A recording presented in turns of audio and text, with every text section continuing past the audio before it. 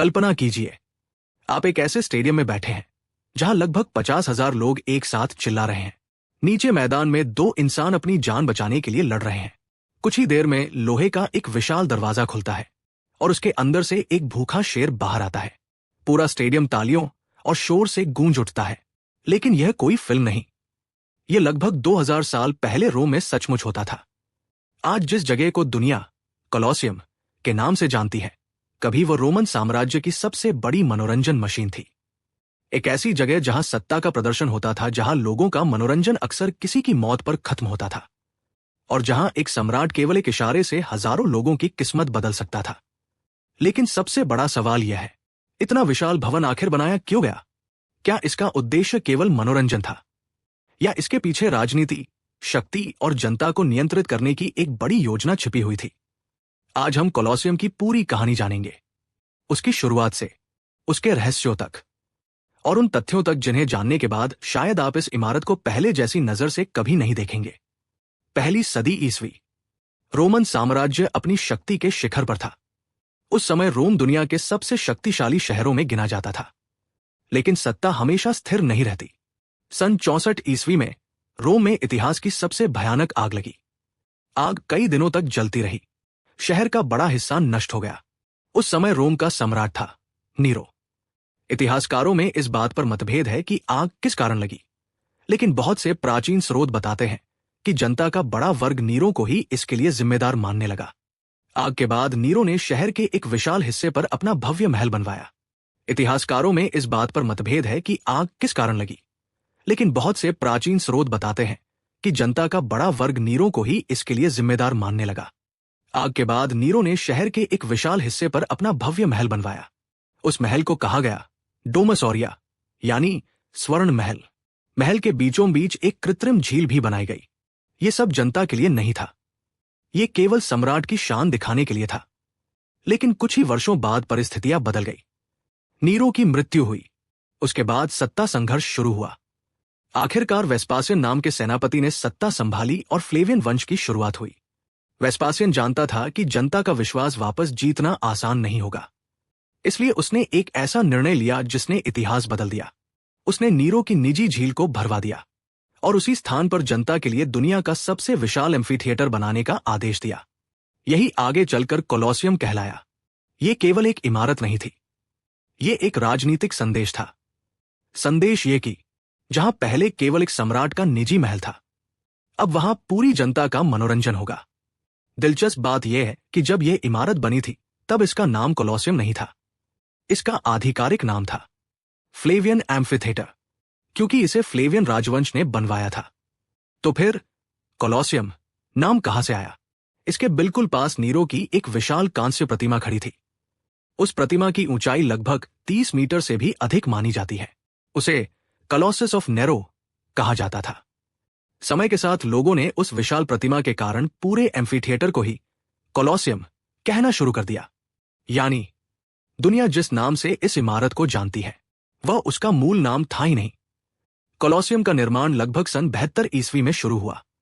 निर्माण का आदेश वेस्पासियन ने दिया, लेकिन इसके पूरा होने से पहले उनकी मृत्यु हो गई।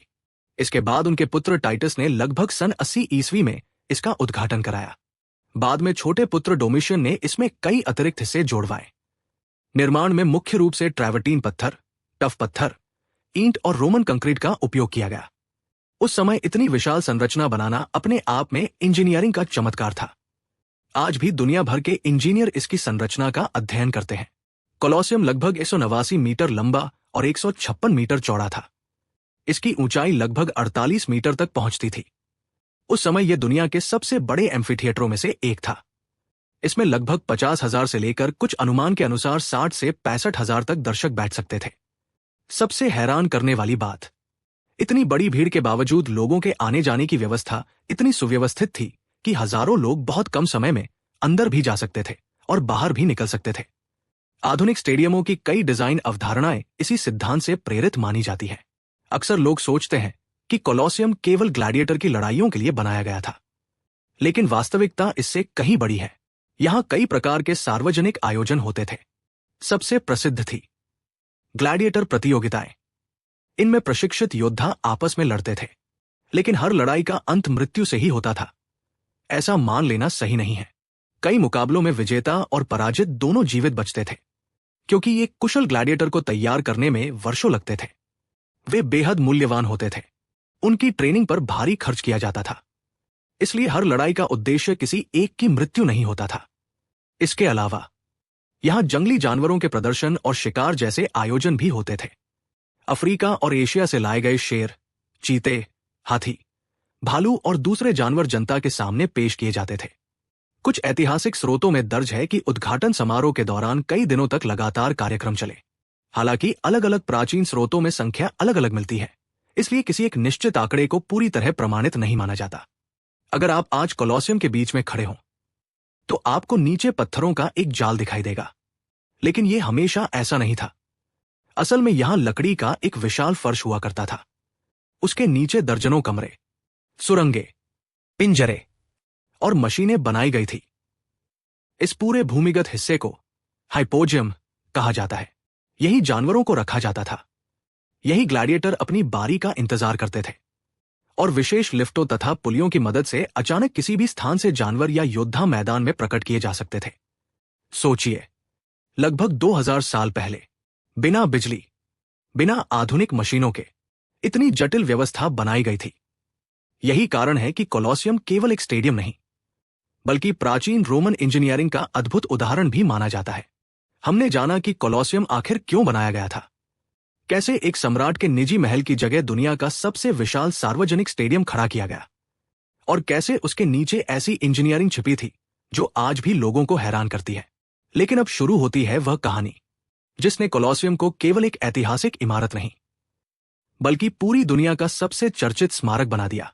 इस इमारत के बारे में जितनी कहानियां सुनाई जाती हैं, उनमें से कुछ पूरी तरह सच है, कुछ आधी सच्चाई है, और कुछ ऐसी बातें हैं जिन्हें फिल्मों ने इतना दोहराया कि लोग उन्हें इतिहास मान बैठे।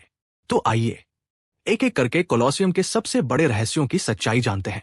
अगर आपने कोलोसियम पर कोई फिल्म या डॉक्यूमेंट्री देखी है तो आपने शायद यह दावा भी सुना होगा कि यहां हजारों ईसाइयों को शेरों के सामने डालकर मरवा दिया जाता था। लेकिन इतिहास क्या कहता है? वास्तविकता यह है कि रोमन साम्राज्य में कुछ समय तक ईसाइयों पर अत्याचार हुए थे। यह भी सही है कि कुछ लोगों को सार्वजनिक दंड दिए गए, लेकिन आधुनिक इतिहासकारों के अनुसार यह दावा कि कोलोसियम में व्यवस्थित रूप से हजारों ईसाइयों को शेरों के सामने मार डाला गया, इसका ठोस ऐतिहासिक प्रमाण उपलब्ध नहीं है। बाद की सदियों में इस स्थान को ईसाई शहीदों से जोड़कर देखा जाने लगा, लेकिन उपलब्ध प्रमाण इतने स्पष्ट नहीं है कि इस दावे को पूरी तरह ऐतिहासिक तथ्य कहा जा सके। यानी यह संभव है कि कुछ घटनाएं हुई हों, लेकिन लोकप्रिय कहानियों में दिखाई जाने वाली विशाल संख्या का स्पष्ट प्रमाण इतिहास के पास नहीं है। इतिहास और किंवदंती के बीच यही सबसे बड़ा अंतर है। अब सुनिए शायद कोलोसियम से जुड़ा सबसे अविश्वसनीय तथ्य। कुछ प्राचीन रोमन लेखकों ने लिखा है कि शुरुआती वर्षों में कोलोसियम में नकली समुद्री युद्ध भी कराए गए थे। इन्हें नौमकिया कहा जाता था। इसका अर्थ है नकली नौसैनिक युद्ध। लेकिन सबसे बड़ा सवाल यही है, इतने विशाल पत्थर के स्टेडियम में पानी आया कहां से? इतिहासकारों का मानना है कि शुरुआती समय में जब नीचे का भूमिगत ढांचा यानी हाइपोजियम नहीं बनाया गया था, तब सीमित रूप में मैदान में पानी भरना संभव रहा होगा। हालांकि यह विषय आज भी शोध का हिस्सा है, क्योंकि बाद में जब नीचे सुरंगें और कमरे बना दिए गए, तब पूरे मैदान को पानी से भरना लगभग असंभव हो गया। यानी समुद्री युद्धों का उल्लेख मिलता है, लेकिन वे कितने बड़े थे और कितनी बार हुए, इस पर आज भी पूरी सहमति नहीं है। फिल्मों में अक्सर एक दृश्य दिखाई देता है, सम्राट बैठा है, भीड़ शोर कर रही है, और फिर वह अपना अंगूठा नीचे कर देता है, जिसका मतलब होता है मौत। लेकिन वास्तविक इतिहास इतना सीधा नहीं है। प्राचीन रोमन ग्रंथों में हाथ के संकेतों का उल्लेख मिलता है, लेकिन आधुनिक इतिहासकार इस बात पर सहमत नहीं है कि थम्स डाउन का वही अर्थ था जो आज फिल्मों में दिखाया जाता है। असल संकेत क्या था? हाथ किस दिशा में होता था, या किस इशारे का क्या अर्थ था? इस पर इतिहासकारों में मतभेद है। इसलिए यह कहना कि केवल अंगूठा नीचे करने से मौत तय हो जाती थी, ऐतिहासिक रूप से प्रमाणित तथ्य नहीं है। यह लोकप्रिय संस्कृति का प्रभाव अधिक है। ज्यादातर लोग यही सोचते हैं, लेकिन सच्चाई थोड़ी अलग है। हां, कई ग्लैडिएटर गुलाम थे, कुछ युद्धबंदी थे, कुछ अपराधी भी थे, लेकिन सभी नहीं। कुछ स्वतंत्र नागरिक भी स्वेच्छा से ग्लैडिएटर बनते थे। क्यों? क्योंकि सफल ग्लैडिएटर प्रसिद्धि हासिल कर सकते थे, धन कमा सकते थे और जनता के बीच उनका वैसा ही आकर्षण था जैसा आज किसी बड़े खिलाड़ी या खेल सितारे का होता है। वे रोम के सुपरस्टार भी बन सकते थे। समय कभी एक जैसा नहीं रहता। रोमन साम्राज्य धीरे धीरे कमजोर होने लगा। 5वीं शताब्दी तक पश्चिमी रोमन साम्राज्य का पतन हो गया। इसके बाद कोलोसियम में बड़े सार्वजनिक खेल लगभग समाप्त हो गए। फिर प्रकृति ने भी अपना असर दिखाना शुरू किया। कई बड़े भूकंप आए। विशेष रूप से मध्यकाल में आए भूकंपों से इसकी बाहरी दीवार का बड़ा हिस्सा गिर गया। लेकिन केवल भूकंप ही जिम्मेदार नहीं थे। सदियों तक इस इमारत के पत्थर निकालकर रोम की दूसरी इमारतों, चर्चों और महलों के निर्माण में भी इस्तेमाल किए गए। यानी जिस इमारत को बनाने में वर्षों लगे, उसे धीरे धीरे इंसानों ने ही तोड़कर दूसरी इमारतों में बदल दिया। लगभग 2000 वर्षों में युद्ध हुए, भूकंप आए, आग लगी, साम्राज्य खत्म हो गया, शासक बदल गए, धर्म बदले, शहर बदल गया, लेकिन कोलोसियम पूरी तरह कभी नहीं गिरा। उसका बड़ा हिस्सा आज भी खड़ा है। यही कारण है कि यह केवल एक पुरानी इमारत नहीं, बल्कि मानव इतिहास का जीवित साक्ष्य माना जाता है। आज कोलोसियम दुनिया के सबसे अधिक देखे जाने वाले ऐतिहासिक स्थलों में से एक है। हर साल लाखों लोग इसे देखने रोम पहुंचते हैं।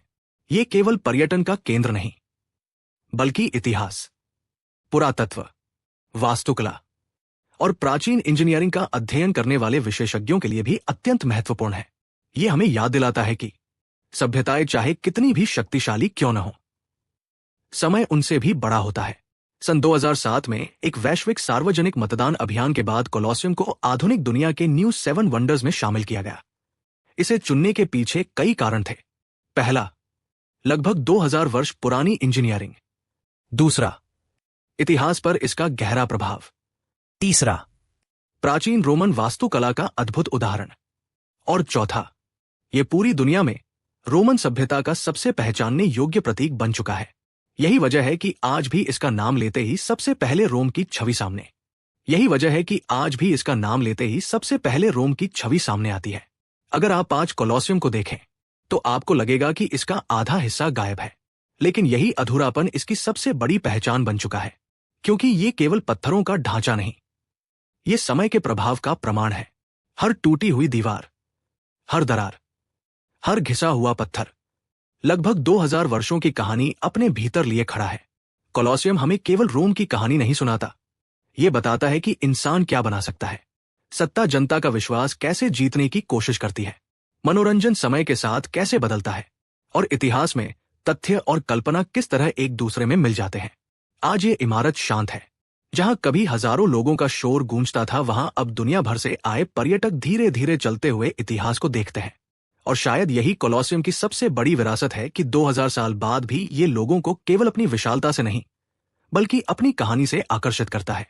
अगर आपको ये यात्रा पसंद आई तो अगली वीडियो में हम दुनिया के एक और ऐसे ऐतिहासिक चमत्कार की सच्ची कहानी लेकर आएंगे, जहां इतिहास, रहस्य और वास्तविकता फिर एक बार आमने सामने होंगे।